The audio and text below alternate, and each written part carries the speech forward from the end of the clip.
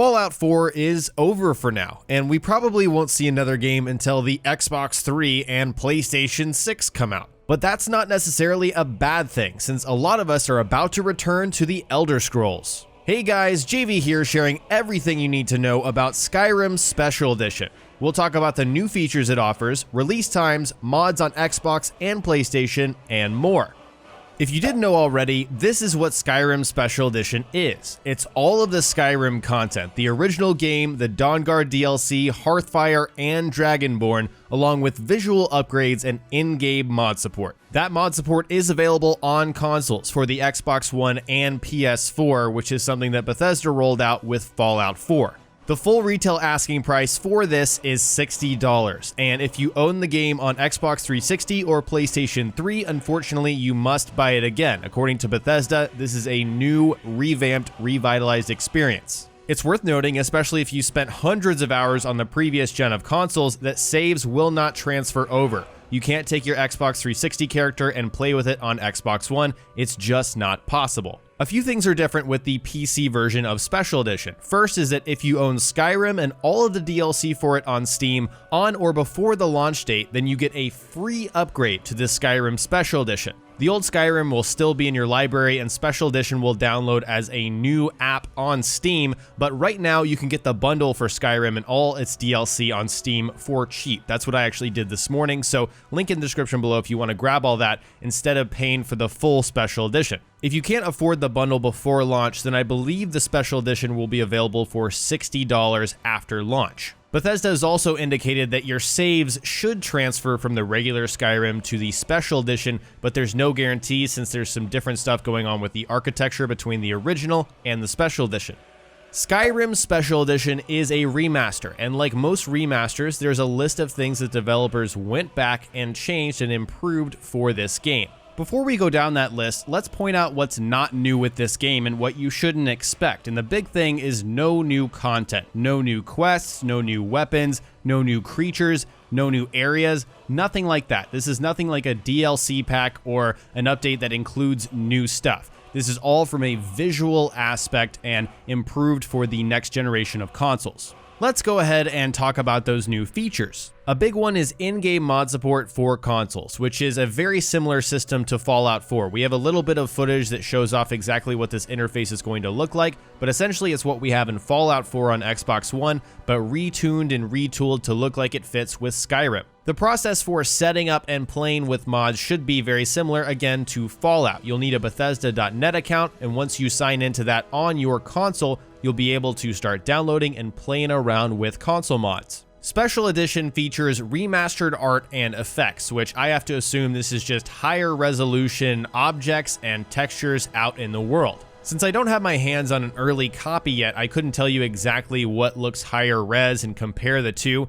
but I can say from what I've seen through trailers and other gameplay from fellow Bethesda YouTubers, it looks like it's fairly updated across the board. Everything just looks better than it did before, and of course you would expect that for a game that was on previous generation consoles that's now running on the Xbox One and PlayStation 4. Bethesda has added volumetric lighting, which are also called God rays. This was an option on Fallout, and since it uses a similar engine, obviously we expect this with Skyrim. And so this allows the player to see beams of light poking through trees and kind of coming around corners of buildings and other objects. This is just a visually pleasing option, and I remember on PC if you had a slower machine for Fallout 4, this was one of the options that actually caused performance issues, so I'm hoping Bethesda took the time to make sure that this works no matter what for Xbox One and PlayStation 4. Dynamic depth of field is an option that blurs the background while focusing on an object. It's kind of like a camera effect, and I guess you could say it simulates real life, but it looks really interesting and it's already been out there in the form of a mod.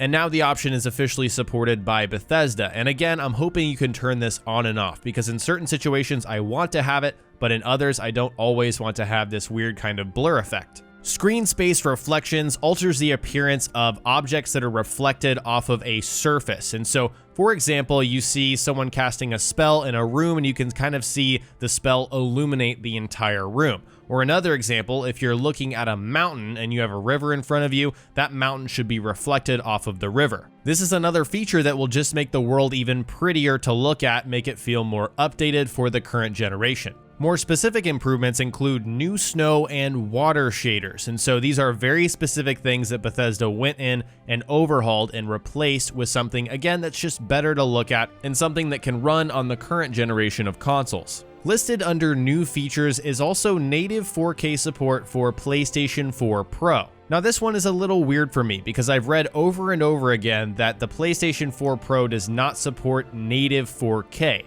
It's something closer to 1440p, which is clearly better than 1080p, what we had before, but don't expect native 4K because the system just doesn't support that. The PC version will support 64-bit operating systems instead of being limited to 32-bit. I'm definitely not the most PC tech-savvy guy, but I've read that this unlocks the capability of RAM. So if you have more than 4 GB of RAM, now the game is able to utilize that and really just run better.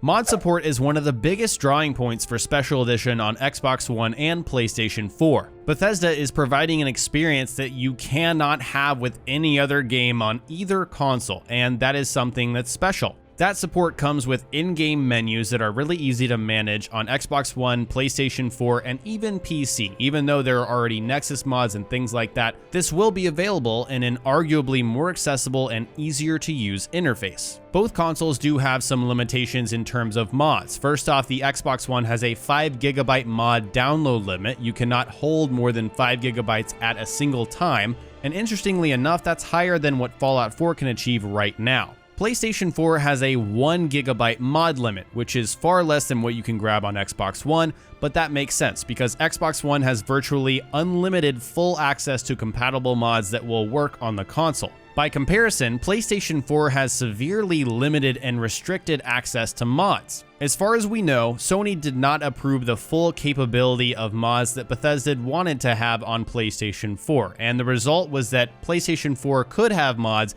but they could add no new assets to the game. Mods that will appear on PS4 will only manipulate present assets. Nothing else will be allowed. For more insight into the PS4 mod situation, I suggest you check out my video in the description below that goes over it in more detail.